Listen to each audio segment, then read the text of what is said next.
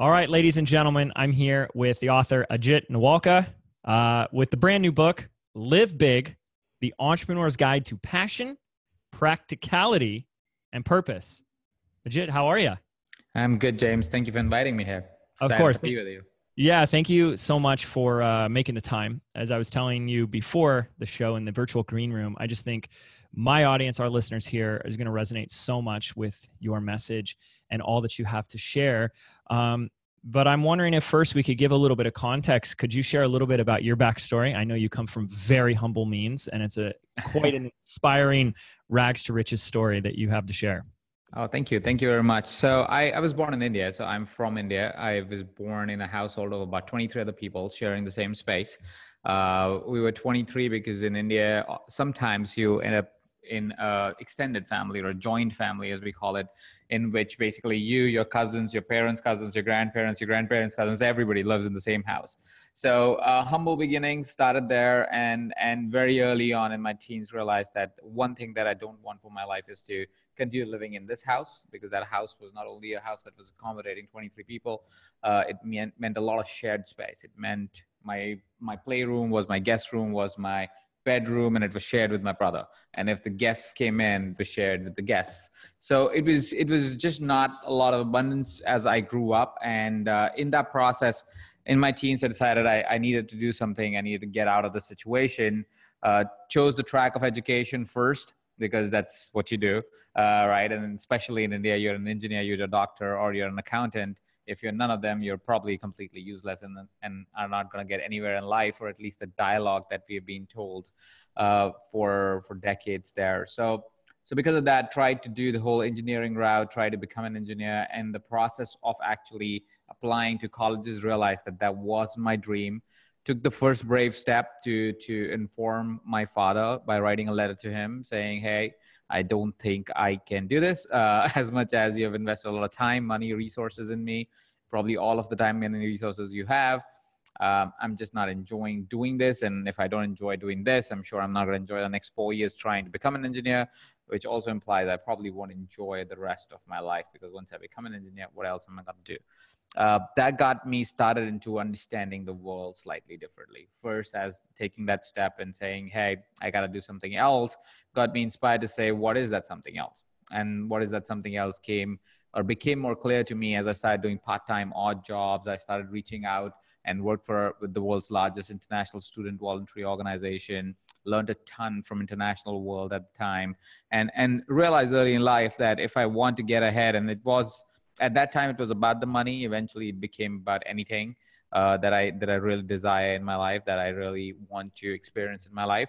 Is you always have to take chances. You have to take chances, and you never really know the answer, but you do what's right in your heart and your soul, and you go do that, and hopefully it'll work. And sometimes it won't. For the matter, most of the times it won't. But sometimes when it does work, and sometimes when you do find some success, you're going to make great progress, and you're going to get to wherever you need to get to. That eventually led me to take some chances. I started proposing ideas to companies at a very early age. At 20 something, I was already asking the people of the founders of the companies that I was working as sales representative to invest in my ideas, and to work with me, and to invest in me, and so forth. And I was fortunate one of those ideas was taken up while I was in India. This is at that time, about 15 years ago, what we're talking about, 12, 13 years ago. And one of those ideas kind of got accepted because it was the new internet world at the time. We're talking about 2007. And it was the new internet in India, especially because in India, at some places at my house, I still had the dial-up, one of those phone, that type of connection. Yeah. So we were still trying to figure out how to get good internet in India. But starting a startup made me realize that it will be there, and it will be the future, because it's just the connectivity and the ability of being able to do things. So we tried to start a social media company at the time. It wasn't known as social media at the time, because Facebook wasn't really there at the time. Mm-hmm. And as we were trying to build it, Facebook showed up in India, and so it kind of killed all my dreams. Yeah. My 20-year-old dreams were destroyed, because we knew that we cannot by any means meet that company technologically. We didn't have the technological strength, the vision for it. We just didn't have any asset, the team, anything that we felt that could compete with that giant and mammoth that was coming into India at the time. And so I said, okay, I'm calling this quit that, and reached out to my friends at that student organization that I worked with, talk about connecting the dots backward. And one of my friends happened to be in Malaysia, and they were in Malaysia, and they said, hey, there's this little tiny company. It's a startup. It's like 10 employees, 15 employees in the company. But, they are doing some crazy stuff, or seems like something different in the world of internet. And I happen to know that they have an opening. So if you want to try, you can intern there. So that company turned out to be Mindvalley, which is a company that I'm now most known for, because then we had a full 10-year stint where I started as an intern. I mean, we're still partners in the company, but I started as an intern, and then for the next 5-7 years, really tremendously grew the company in partnership with, of course, other team members, in partnership with the founder vision, and took the company to the heights that it is today. And that's really where my entire backstory comes from. I love that. Thank you for sharing. And it's funny. It's actually the first time I really got connected with you was an email, because I've been, familiar with Mindvalley for some time. And it was an email I got at the end of September of just this last year. And I don't know if you remember writing it or thinking through this, but it started with one of those animated GIFs of Gary Vee talking about like work your effing face off. And and just like you going into a real, like a different stance against hustle. And I was like, I got to connect with this guy, because I just so resonated with that. And one of the things I love about your book is, yes, and I want to go into it about, this really, to me, my experience of it is this call to arms, inviting entrepreneurs or people that want to become entrepreneurs to live big, to show up big in a big way. But I love that so much of what you have to share goes against the grain of a lot of what you hear, a lot of the mainstream messages, that first one being like, you got to hustle your face off. And I know you get into some great things that are sound very counterintuitive. And so that's something I really look forward to diving deeper in with you today on this episode. And I know for our listeners who grab your book, I think there's 25 different perspectives, and I just resonate with them so much. So, absolutely. Yeah. So this is a book, you start out right at the beginning, like that everyone needs to live big. And I think I wanted to start with the question of, most people don't. Mm-hmm. What would you say is the biggest thing that really prevents people from living their truest life to their fullest potential? Well, mostly it is self-doubt or not recognizing who they truly and honestly are. Now, there's twofold answer to it. Firstly, living big is subject to your understanding of living big. My living big is different than James's living big is different than whoever's listening right now living big. Your definition, our definitions might completely vary. There might be nothing that is similar in the definition that we put out for live big, right? Mm-hmm. So live big, firstly, is a choice even in how you define it, right? Secondly, people think that they don't have choice. People think that they are not capable. People, and this is the most common thing, especially in today's time, is what happens is people think, oh, that person can do it, I can't, because they look like that, they do this, they do that, all that stories that we come up with for ourselves. They've had this great, amazing backstories why they can tell a better story. They have the right color face, or they are mixed ethnicity, so they get more traction. They come up with their own logic, their own stories to be able to justify why they don't have a choice. The thing is, everybody has the choice. Everybody has the capability of saying, I can define what living big looks like for me, and I can then go get it, right? But the challenge usually happens is, firstly, we don't even make the effort of actually defining what does it even mean to live big, right? And it's not just a set of goals of things that you saw on somebody else's hand and now you want them. It's actually defining what you want for your life from inside out, not outside in. Really knowing that this is what I want to create in the world for myself, for the world outside. Hopefully whatever you create for yourself does create positive impact for the world outside, because it's a very nice way of actually going ahead and living your life. So hopefully that is a default, that you are already creating positive impact in the world. And then you go do that. And it will take the time and effort. And like I was saying, I said it in passing before, you're going to fail a bunch, a ton, and then you're going to win a little. And those little wins is all you need to keep moving and making positive progress towards living big. But people quit too fast. People don't define where they want to go. People think they don't have a choice because of some odd reason that they think is the truth, but it's just their truth, their relative truth, not even the absolute truth. I love that. And I guess for your life, specifically, do you feel like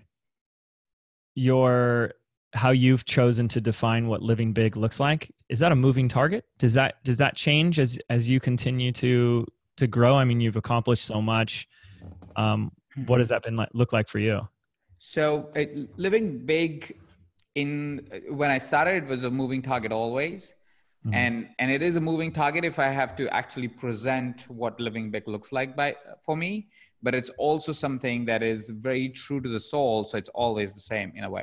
Let me expand a little bit on that. Yeah. Right. Living big is a function of, like I said, a choice, right? You make choices and you say, this is what I want my life to look like. Right. And when we start asking that question, the first few answers are always, well, I would like to have a boardroom like the one that I'm sitting in right now with 20 other chairs in my house. Or I would like to have that in my office. Or it might be like, I would like to drive Tesla or a particular type of car. Or I would like to live in a particular type of place, a particular type of house, or work a particular number of hours. These are things that you start with always, right? And they're great. They need to be a part of living big because that creates the experience of life the way we want for us, right? The second part of having the choice is also to define what are some of the things that you want to experience at a soul level. So these are your values. These are the things that you want to live moment to moment. So what will change is these experiences that you want in life. It always expands. You always want something to chase, because chasing is a good feeling when you're chasing something, and chasing not for the negative, chasing for not to find happiness, but to enjoy the journey almost, right? It's almost to enjoy the play, but the play is not there if there's no game, right? And the game has a chase. Right. So you want the game because that chase actually makes it interesting. It makes your body chemicals go and experience all these different emotions as you are in the game. If there is no game, you're dead. Like there's no fun living in a life where there is no chase. But the chase doesn't define your happiness or your joy or your fulfillment to life. Right. What defines your joy, fulfillment to life is the values that you live moment to moment. These values are the secondary thing that will come with deep work and deep realization within yourself. What is it that you want to experience every moment of your life? What is that experience of life that you want every moment to be, while you have this big chase that defines on a clearer term, in a more visible term, what living big would look like. Right. So it's a twofold answer. Yeah. Sure. Absolutely. And I love this distinction of using the word chase, because in the book, you talk about the idea of what most people talk about, which is following your passion. And you said that that's not necessarily the greatest advice, that it's incomplete advice. Could you speak more to that and what that has to do with your values and that soul level desire? So we all have a lot of passions, and anybody who's listening to it right now, and I'm sure you'll concur, James, like we've had so many passions. Like I love cooking. I'm so passionate about cooking. I can cook for a storm for the whole day for a group of 100, and I would love it. Like I would love every second of it. But that doesn't mean that becomes a practical business for me, because the kind of life I want to create for myself has nothing to do with me sitting in the kitchen for 20 hours. Right. So I might become a great chef and might still be pursuing my passion, but has no alignment to what practically I want for life. Right. So there are people who practically want that for life. They want to just like be in it and touch food all the time and find new flavors and create new magical outcomes. And I'm grateful for them because I get to experience their great food. But not everybody has that passion as a practical approach they want to live their life. What happens with passion is, a lot of people follow passions based on what they're excited about in that moment, right? So it's more of their excitement than their passion, right? The this is also that novelty. Yeah, it's more like, hey, okay, I can, I would love to do that. That person said they're coaching and they get to impact lives. I like the ring of it. I want to impact lives. That's not how or reason you become a coach. Because if you will become a coach just because of the ring of it in the moment, you're not going to stick with it when the time becomes hard. And in business, time always becomes hard. There's equal hard times as much as there's joyous times, right? There's equal slog hours like there are free hours where you're doing nothing at all, right? Business is a dance, right? So you got to understand that if you're going to chase a passion, that passion needs to be something that you've sustained for a very long time. I'm a coach. I have been coaching for God many years before I even got the title as a coach, because that's what I love. I write books. I've been writing longer. My first book came out only last year, but I've been writing way longer than that, right? Because I would do it even if I didn't get paid for it, right? I would still write. I would still cook. I would still coach. But for cooking, I couldn't make a practical purpose for it. So I said, hey, that's passion for my wife, right? She gets to experience it. My friends get to experience it. But everything else, hey, writing, could I make it practically applicable as a business? Yes. Coaching, could I make practically applicable as a business? Yes. Does my passion for education become practically applicable as business? Yes. So those are the things that I do. I'm not doing this other stuff that I think I'm passionate about. So passion, just chase your passion or follow your passion, is often bad advice, because people just think whatever is interesting to me right now, I should just chase it. Or they attach so much to it, like, oh, I need to find my passion. I need to find my passion. I need to find my passion. Guess what? Your passion, you already know. You're just ignoring it, trying to find your passion. Right. You didn't leave it under the couch or something. Like, I lost it. Yeah, you're not going to find it like that. That's not how you find your passion. But I'm also hearing too that when you talk about like following your passion isn't advice, it's good advice. It's not that it's not good business advice. Like, you followed your passion of cooking, but you didn't turn it into a business. And then you know, you can let a passion be a passion that's a hobby. Yeah. That's just something you enjoy doing, but it doesn't mean, oh, I'm going to go turn this into a business. And I think that is important, because we got to have that logical side. Like, will people pay for this passion? Does this actually solve a problem that people are willing to pay for? Will people pay for it? And will people pay enough for it that you actually would continue to do it? Because people will pay me to cook. They will just not pay enough that I would be able to live the life that I would be able to live the life that I want to in the limited number of hours I want to invest doing it. And let's be honest, the restaurant business is one of the toughest businesses to be in anyway. So but what I am hearing too is that being a coach and being a writer, or the process and action of coaching itself and writing, taps into the fulfilling those soul level values for you. It fulfills something for you. And then it becomes our job to say, okay, where does that become something that I can live off of and pay the bills, and hopefully more than, which I really love. So don't just follow your passion blindly and try and turn that into a business. There's also a lot of other, really just like what I would call just contrarian or counterintuitive insights that you have into business, which I love and I want to get into. But you mentioned the word alignment, and I always love that word.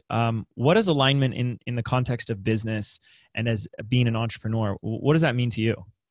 So alignment for me is where my passion, my purpose, and my practicality, all three elements that I say you need to consider as an entrepreneur to start or grow any company, when they are in sync with each other, they kind of serve each other in a way where it kind of fits it together. Like, it's almost like a glove that fits, not the glove that's too big or too small, but glove that fits, right? So for example, and I'm just giving my example because it's easy to understand, especially because we're talking about the book, right? So I love writing, I love coaching, and I love the education side of things. I love being educated. I love educating myself as a person, right? So these are things that I was always passionate about. Even if before I started any company or did anything, this is what I was doing. This is before I became an intern at a company, which was an education company like mine. I was doing this even before that, right? So these are things that have stayed with me for over a decade and a half at this point, right? So these are things that I was pursuing already, right? So I said, okay, so these are the things that I really like to do. What I also believe is that we as human race should be always trying to move the needle a little bit further, or the line a little bit forward, to create more positivity and greatness in the world, and to be able to live the most impactful lives of ourselves, so we can have the greatest joy in our lives, and also be able to create a sustainable environment for the next generation, the generations to come, and always keep making progress as humanity. And that's my purpose to the world, right? I want to be able to create positive progress, and that's all it is, right? So I said, okay, does education help create positive progress? Oh, it does, right? Does my writing help create positive progress? Yes, it does. If I am able to coach leaders in other businesses, does it create positive progress? Yes, it does. Well, that's an alignment right there. Now I got to see if this is practical. Can I build a team and a business that pays my bills and the bills of my team members, and then a little bit cheese on the side? If you're vegan, then cashew nut cheese on the side. Does it pay for that? Yeah, absolutely. It can do that. Now that's a perfect alignment. It's succinct. It fits into each of the mold very, very beautifully. And that's what an alignment looks like. I love that. I think it's a great definition there. Your passion, this thing that you love doing, does it have a function in the world? Does it produce some result bigger than you? That's when your passion is in alignment with your purpose. And then are you doing it in such a way that it makes sense, that it's practical from a financial sense, that it's sustainable, all that. Check those 3 boxes off. You have alignment. Yeah. Perfect. That's how I like to see it. Yeah. I love it. So you have 25 different perspectives that you go into in the book. And I think what I'd love to do is go into just a few and go really deep with them. Ones that really stood out to me and really resonated that I think I want our listeners to hear about. And then they're just going to have to get your book to get the rest of them. But the one I really liked is this idea of intuitive intelligence and what that looks like. Can you set the stage for us on that one? Sure. So James, you must have seen this oftentimes in your business, and it happens with a lot of successful entrepreneurs, is we end up talking to our team or our colleagues and we say some idea and our team and our colleagues thinks you're crazy, right? Has happened all the time. Especially right? my wife. Yeah, wife, completely. Like you're crazy. That makes no sense. It's not going to work. Right. And then you put that idea to action and it works like a charm. For that matter, people go, wow, that's the thing I was looking for all this while. Where were you? Right. And that's intuitive intelligence at play. So this is when you are actually being intuitive and intelligent about it. So you see, intuition is a very complicated subject that people try to simplify. It has a bend of spirituality and it has a bend of practicality. It has both the bends, and it's actually one of the less harnessed and researched things that are out there. What I try to do in the book is I try to say, okay, can we make sense of intuition? Can we present a case for intuition and also suggest how to build it? Not in an overly spiritual way, which of course, if you want to tap into, and if you're open to that idea, there is a lot more depth that we could go into as a subject of intuition, because it's a great skill and great ability to have as an entrepreneur. But let's stick to what I talk about in the book, because that's more succinct and you can actually utilize what I talk about, right? Sure. So intuitive intelligence comes from the idea of saying all entrepreneurs need to be more intuitive, because that's how great products are created, right? You just come up with these ideas in the shower or whatever that is for you, and you're like, damn, this is gonna crush it. People think that it's crazy, but usually it's right. And you only realize in time because you pursue that idea and continue to pursue it, even if everybody was against it, right? So how do we get more of these ideas, right? That's really what intuitive intelligence is all about. Can we be intuitive all the time or most of the time? What I found is intuitive intelligence works, and this is more with the brain chemical or composition, you can say, is basically our subconscious is always taking information. While somebody might be doing something else while listening to this podcast, they're taking all the information off this podcast, if not consciously, unconsciously, subconsciously. It's still getting to them. It's still sticking with them in that vault that is usually not very easy to access. Right? Because it's almost like I need to collect all the data because I don't know what data is going to kill me, right? Or what information I need that will kill me. So my unconscious is collecting everything and throwing to the conscious what might be relevant. In the sense, if you are driving a car, your conscious is still thinking about the road, hopefully not your phone, because that is what's going to kill you, not your Instagram account. And subconsciously, you are getting all the other data, like listening to this podcast and getting all the information, right? Now, your subconscious has a reservoir of insane amount of education, right? But at the same point in time, you can feed very specific information to your subconscious too, right? By listening to podcasts like this, by programs, seminars, information courses, education courses, relevant trainings as they come along. You keep feeding your brain all that insight, right?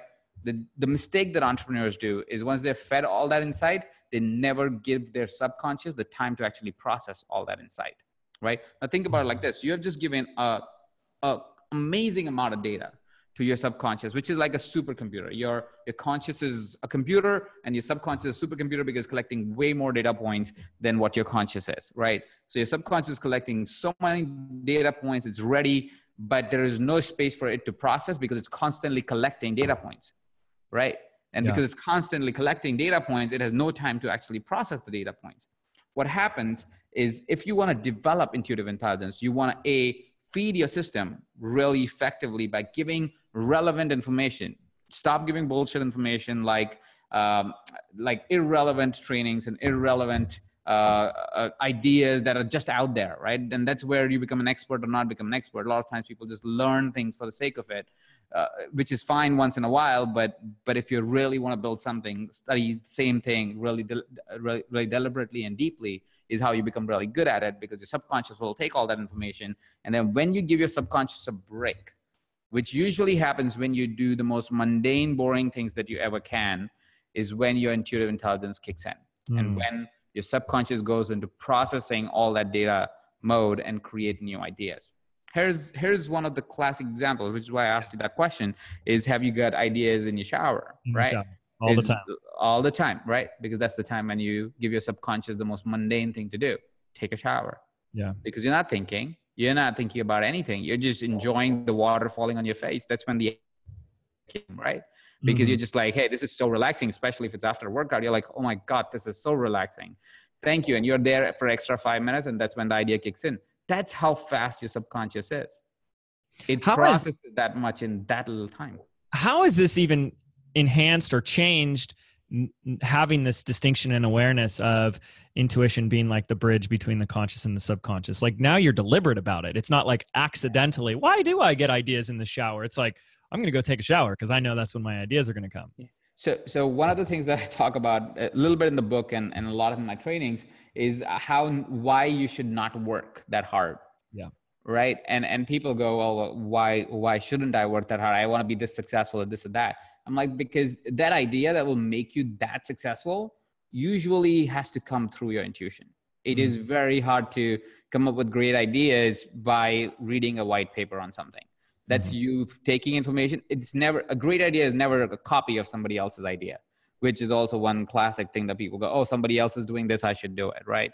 That's not how you build a great business. You will still be able to get by and it's great. But if you really want to build something that's phenomenal, it will be different and it will be extraordinary. And that will come from your intuition or your subconscious more than your conscious rational brain. It will come from your irrational brain. And that's why you need to take all those breaks that you think that you don't need. And by taking breaks, it doesn't mean this. You go and scroll over Instagram for 2 hours and you say, I'm taking a break, because that's data points still going in. Yeah. Right? For our audio listeners, he was grabbing his phone and scrolling on Instagram. So that is not resting. Yeah. That's definitely. That is not resting. Facebook is not resting. Instagram's not resting. It's gotta be rest. It gotta be doing nothing. It's gotta be boring as hell. It will feel boring as hell until you realize that actually that is why your brain does great work after. There's a fun clip between Bill Gates and I think Warren Buffett. Yeah, Bill Gates and Warren Buffett, and I think it's Charlie Rose that's interviewing them. And Bill Gates says, take the notebook of Warren Buffett, his calendar, which is really complex, which is basically a pocketbook that he carries. That's his calendar. Open it up. And Charlie Rose opens I think it's Charlie Rose. I could be wrong about the guy who's doing it, but he opens it up. Like, this is just empty. Like, that's his schedule. That literally is his schedule. He has a thing in like 10 days from now, which has an hour block. Rest of his schedule is just doing nothing. He just simply reads all day and does nothing. And that's how you become a multi-billionaire and the most wealthy person in the world, by doing nothing. I love that. And if you are only relying on hard work and working harder, you're saying that's your competitive advantage, right? Versus innovation or intuition or creativity. And that's so easily replicatable. Anybody can work harder. Anyone can. Oh yeah. And honestly, like, if you really, let's talk real, let's get really real here, right? Any company that can hire 10 employees more than you is working harder than you. You already lost, right? If you're getting into the coaching game, I'm working way harder than you because I have employees. Right? If you have no employees, right? So hard work's not going to cut it. Exactly. It's not. Like, you can try, work hard, it's fine. Listen, okay, there is one thing for sure. If you are somebody who just loves working hard, right? And that's the thing with Gary Vaynerchuk, right? I love the guy. He loves working hard. He Yeah. just can't shut down. It's fine. Like if he knows that is true for him, good on him. Go do what you got to do. There's nothing wrong with that. The problem is when people think that's the way to do it. No, the way to do it is he knows what the heck he needs to do, and he's doing that. That's the same thing for you. You got to know what the heck is right for you, and you got to do that. It's exactly like what I am saying is also not the right thing for you. You got to find that right thing for you. What I'm giving you is a way to think about it. Yeah. Right. What he's doing is giving you a way to think about it, but go do what's the right thing for you. I love that. And going back to talk a little bit more about the intuitive intelligence, do you feel like there's also like a big part of really like surrendering or letting go in that process? Because it's like you really have to be willing to trust, let go of the little conscious intellect that's trying to have all the answers and figure it all out. And has that been your experience as well? It's kind of like, oh, I know the right answer will come to me. Yes. And you have to be patient about it, because sometimes when you're processing so much and so much that is required to really come up with a unique idea, sometimes intuition also gives you misinformed ideas as well. So you'll get a few bad ideas as well in that time when you're not doing anything, but you'll also get a few good ideas. And what you got to do is just to be able to, like you said, trust. Trust the process of saying, hey, this is what is coming to me. Does it feel right? Do that gut check and go for it and see what happens. Don't be scared of the failure. Don't get too excited with your success, because that's also temporary. Just keep working the thing and enjoy the game. If you can enjoy the game and not feel judged by it, not feel that defines you. The game it shouldn't define you. The game is the game. The game is there to play and make progress with, and see how you can trick yourself into the next level and keep winning in the context of your winning. And that's really what could be the fuel, because we all know really successful companies have gone down. So there's no point where you'll be guaranteed success. There will be ever after. Yeah. There is no happily ever after. Yeah. I was very interested with what you said about don't get too excited about success. And I would love for you to touch more upon that and why you say that. So this is my personal belief, at least. Yeah. I feel life is, and actually not just my personal belief. I steal this quote from Alan Watts, and I paraphrase him every time anybody asks me that question. Alan Watts is a philosopher. He's passed now. He wrote a book called The Book. And one of the things that he was, as his philosophy, he used to suggest was that we treat life like a journey, but I feel life is more like music. If you think about a journey, usually people go, oh, there's a destination there where finally I'll have the virgins and I'll be happy, or whatever that thing is, right? So that is life being a journey. Life being music means you don't wait for the end of the music to enjoy the music, right? That's not the point of the music. The point of the music is the music, right? The high notes, the low notes, the not so good notes, the great notes. You enjoy the music. You enjoy the dance. There's no point in getting to a point in a dance, like there is no point of the end of the music. It's great if it goes out with a bang, but if not, there's a lot of great music that just goes silently too, right? Yeah. So if life was like a music, there is no reason for you to, I'm not saying you will be excited about success. Celebrate it. I celebrate my success all the time, right? It's celebrated daily if you can, right? So, and that's expressing gratitude. That's a celebratory process too. And I do that on a daily basis, but don't get caught up in the idea of, oh, now I made it. Because that's also what happens, right? We have all met that cocky person that thinks they got it, they've done it all, and now they're the shit, right? We've met a lot of self-importance, that really comes up. And that happens because you get success and you feel like, all right, I made it. I'm the guy. I'm the man. I'm the girl, right? I'm better than you, or something. Better than you, or I've done more than you, or so forth. It's not. It's just you're living an experience. And I'm living an experience. My experience is completely different to your experience, right? And I'm doing the best I can. You're doing the best you can. And great if you have a little bit more money. Enjoy it. You don't have to make that the point of that's the point is not to celebrate it. The point is to say, don't get too attached to your success, because that's also as temporary as your failure. Yes. Yeah. And just like that's a delicate but beautiful dance of like gratitude and humility. Yeah. which I It's love. important to have that. Yeah. I Um, agree. yeah, I couldn't agree more. And I love the Alan Watts reference. That's fantastic. Okay, my last question I have to ask around the intuitive intelligence, because you mentioned that there's both a practical side, which is what you talk about in the book, and it's what you talked about here. This idea that the subconscious is what could be driving the car while you feel like you're not even paying attention at times. But then there's a spiritual side, and I'm just curious. We don't have to dive into it too much.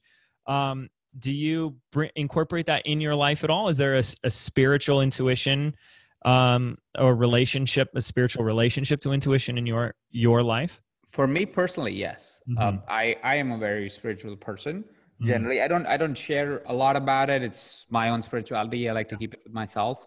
I'm not religious. I am very spiritual. I'm atheist for that matter. In my spiritual practices, of course, there's meditation. There's a lot of training of the mind. I also have some energy healing practices that I like to practice for myself. Sometimes for family, but mostly for myself. This is my own personal spiritual journey that I like to have.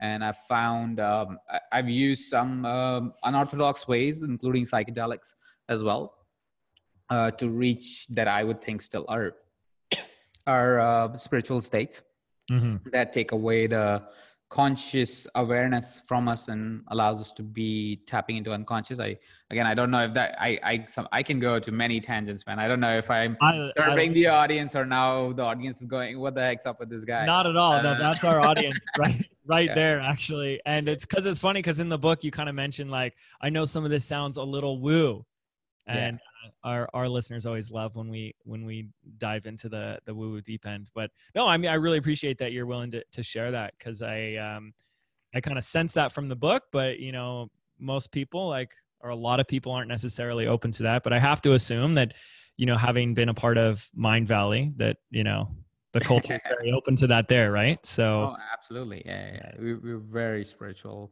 yeah. back at home office. Yeah. Well, I even remember, I think it was some presentation speech that Vishen did around the what was it called, productivity of happiness is the new productivity. Yeah. Which was this beautiful message of just like combining gratitude for the present moment and excitement for the future, and how that had a direct increase in revenue and growth. And so we always want to blend as much of that mental, emotional, and spiritual game into business as possible here. Yeah. One thing else that really stood out to me that I just love, because one of the things that I work a lot with my students at a higher level, these are clients that are looking to go from 6 to 7, and we even have clients that want to go from 7 to 8 figures, and that takes a lot of leadership training. I kind of start to call it the death of the entrepreneur, because they have to step into a role of being a bigger, more powerful leader. And you have such a beautiful perspective on leadership, which is entitled "Being a Leader of None." Mm-hmm. And I love that. Could we create a conversation around that? Can you speak to that? Absolutely. So, and this is my firm belief. And after building a few businesses and working with several companies as well, I can, and I'm sure you agree with it, and that's why we're talking about this. Is entrepreneurs start the companies, but teams make the company successful. Yeah. It's always the people that we hire and we engage that either grow the company or take the company down, because there is a point in our business where we are not the person that makes the company. We can't possibly make the company. And even if you're paying people, it doesn't mean they're going to do the quality that you require to create a distinguished brand and a distinguished persona and something that is true and honest to you, right? So teams are very important. And unfortunately, in entrepreneurship, we don't really talk about teams as much. We don't talk about hiring right and keeping the people and working with them. And a lot of entrepreneurs have a lot of resistance with teams, and they only want to work with a virtual assistants and so forth. And as we talk more and more about it, we realize it's because of the ego that we have as entrepreneurs. We tend to think that I made this happen, right? I am the reason why this works. I am everything in this ecosystem, right? And when that happens, and that's a good attitude to have somewhat when you're doing your first 6 figures or whatever, because at that time there is no team. You are the team, so you got to get all the ego to fuel you, and that's like tapping into your dark side a little bit and saying, you know what, I'm going to use this ego to actually get on stage, even if I have like 2 clients, right? That's you gotta fuel your ego at the time, but it's like carrying the same baggage that you had for decades or as a teenager into your 30s and 40s, right? You can't carry the same baggage in your 30s and 40s and still have a beautiful life, and you can't have a seven-figure business and carry the baggage of your ego, and still build a company that is self-sustained and grows with time, right? So what I dive into that particular chapter is an approach to thinking about leadership slightly differently. I call it leader of none, which basically means I'm not the leader. I'm not the one that makes the company. Change the approach to saying we make the company. There are two reasons for it. One is with time, with that practice of saying, I am not the company, we are the company, allows you to take your ego out of the equation and build a company on a foundation of love, right? Which is a much stronger foundation than ego. And you can try it, and you can try it for relationship, because it's something that you might be experiencing right now. If you are in one, is what is it when the relationship is beautiful, when you're operating from love or from ego? And answer should be obvious to you right in this moment right now. And that's the same for business. Business is no different. Business is a bag of relationships. If you have clients, you're in relationships. If you have teams, you're in relationships, right? So if we can change the foundation of ego and replace it with the foundation of love, or have the foundation of love and love only, it allows you to be able to create a greater and better business. Second, when you actually say, I'm not the leader, we are the team, we are the leader, you all win, or you are the leader of this, you share a responsibility that actually a team always wants.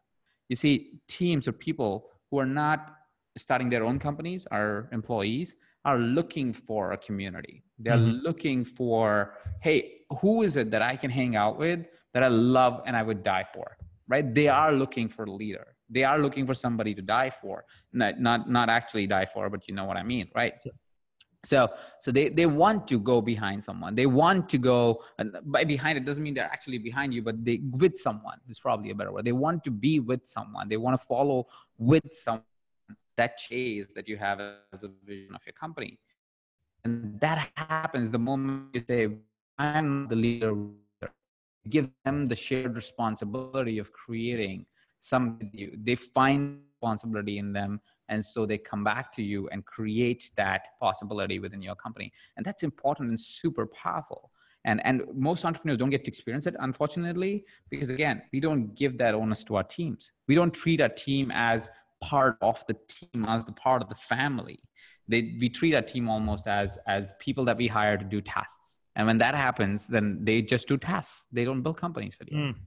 So true. And, when I first started building a team, I think I really started building my team around 2014. I started like obsessing and pouring into all these management books, and none of what you said was in any of the management books I read. And these are like the classics, like the ones that have stood the test of time by very successful CEOs, leaders, and managers. And none of what you said is in there.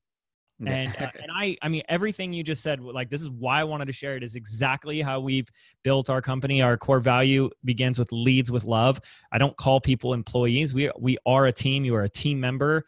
We are in this together. And I say, even though I'm like the face of the podcast and all this stuff, I'm just another member of the team with you. And that's powerful, James. Not many people realize that. That's really powerful what you just said.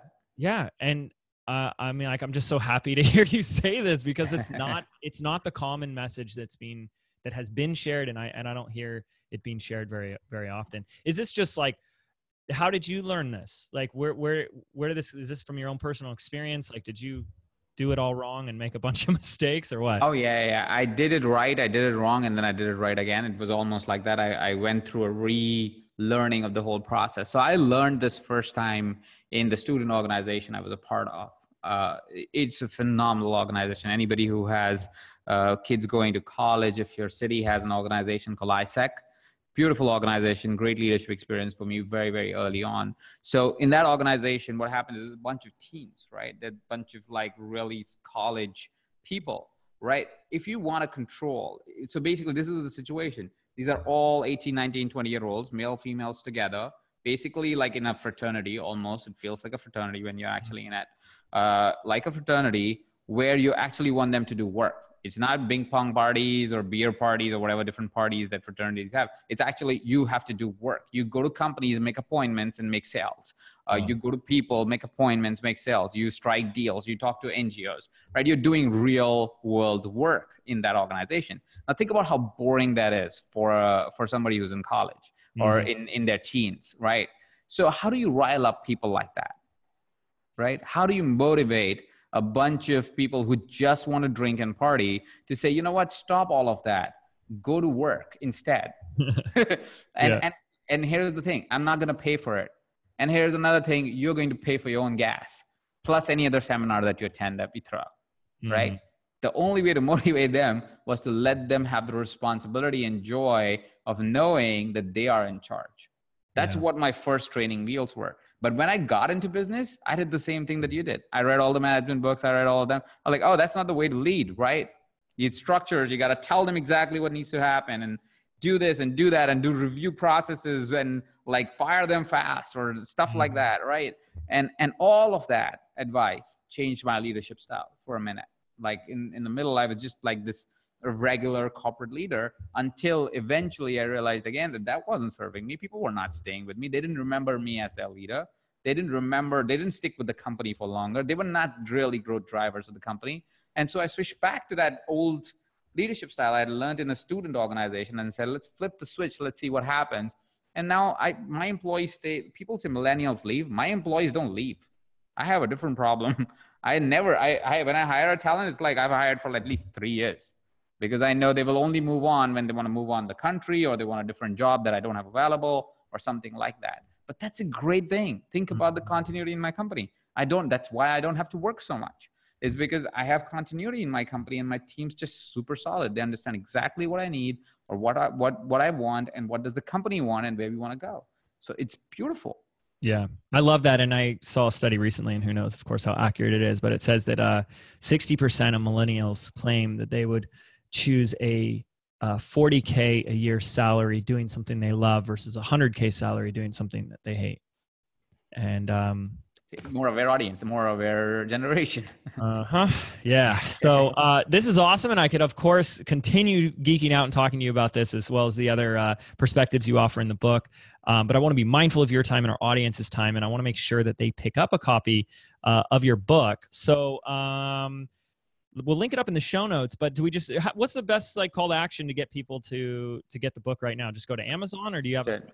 You can go to Amazon. You can type in Live Big the Book there, or Live Big Ajit Nawalkha there, or just go to livebigthebook.com, LIVEBIGTHEBOOK, livebigthebook.com. It's available internationally. There are many options, Amazon, Barnes and Nobles, wherever you want to get the book from, they're all available on the website. It also tells you a little bit more about what's inside the book. So it's a great place to go check that out. And just so you know, as a part of the book, we give a full 21-day program, which the link for that you see when you get the book, it's inside there for you to use these tools that we talked about in even a more advanced way inside the membership program, because there was only that much we could fit into the book. So whatever we couldn't really fit, which was a little bit further advanced, is all in that 21-day program, which you get for absolutely free.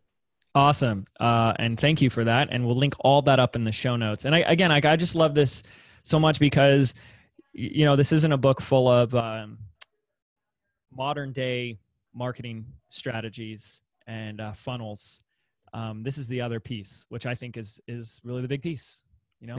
We talk about on this podcast, which is what's in between your ears and how to master that mental, emotional roller coaster that is this music that we're playing called being an entrepreneur. And I love all the perspectives that you shared. I think this is really great stuff. So thank you.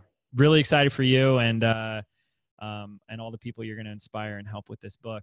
Any final thoughts or comments, Ajit, before we wrap this episode up? I think I would like to end with how we started. Remember, you could be doing any type of business right now. It might feel it's the tough times, it's the hard times that you don't have the choice, that you have to fit the mold, or you have to be like something or like somebody. You don't. You have that choice. It will, irrespective of whatever you do, you have to go through that music of building a business. See it as music, see it as play. You have the choice of creating exactly what you want to create. Start with where you want to create. What is it? Start by defining what is it that you want to create, and then go create it. And we'll meet someday somewhere and say hi if you meet somewhere. I love it. I love it. Go out there, live big, and play that music. Thank you so much for coming on the podcast. And thank you to our listeners for tuning in. We'll see y'all next week here on the Mind Your Business podcast. Take care.